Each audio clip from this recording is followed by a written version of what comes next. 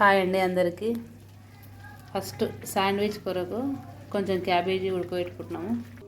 ఇప్పుడు ఉల్లిగడ్డలు, పచ్చిమిర్చి, వెల్లుల్లి చిన్న చిన్నగా కట్ చేసుకున్నాము. అల్లం కూడా వేసుకోవచ్చు, అది ఆప్షన్. అల్లం వెల్లుల్లి, బటర్ తీసుకున్నాము.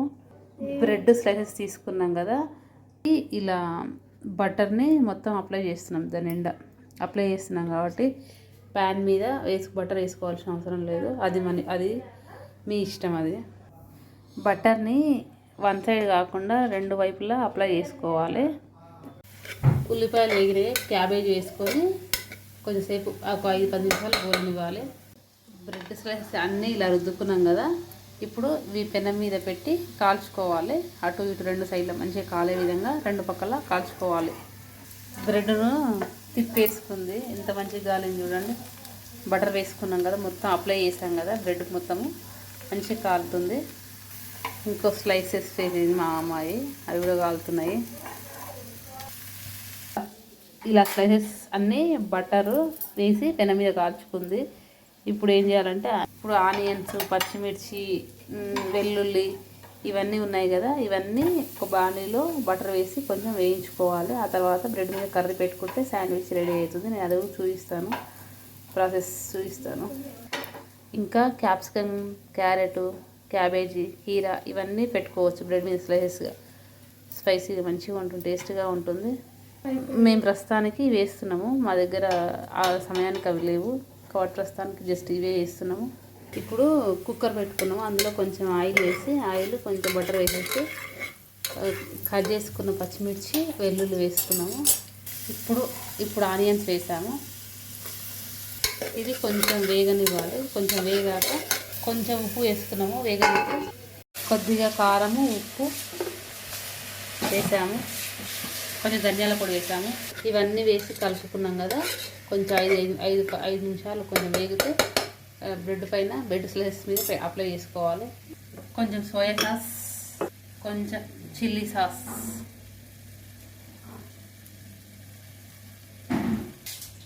ఇలా కలిపేసుకొని మూత పెట్టుకోవాలి. ఒక 5 నిమిషాలు ఉడకనివ్వాలి.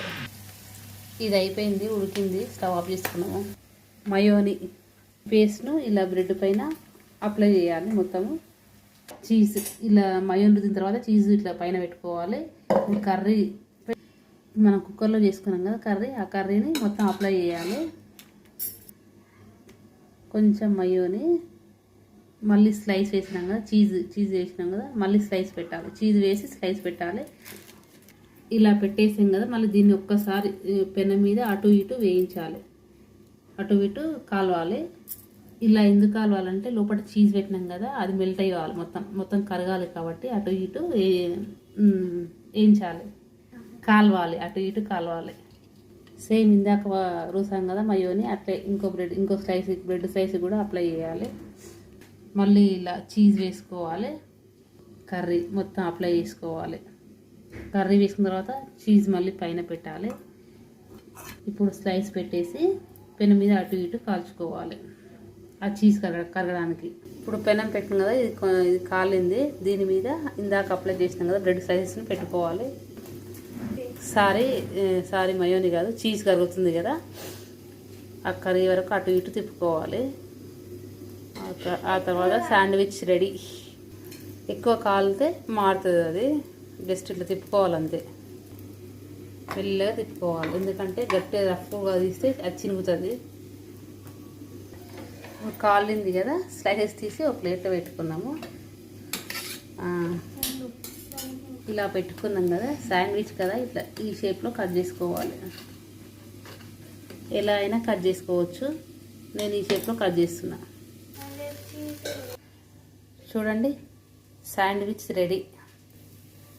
Cheese sandwich slices ready. Cheese sandwich ready. Yummy yummy, super tasty. Wow, nice. Thank you for watching. మీకు నచ్చినట్టయితే మీరు ఇలా ట్రై చేయండి. Thank you friends.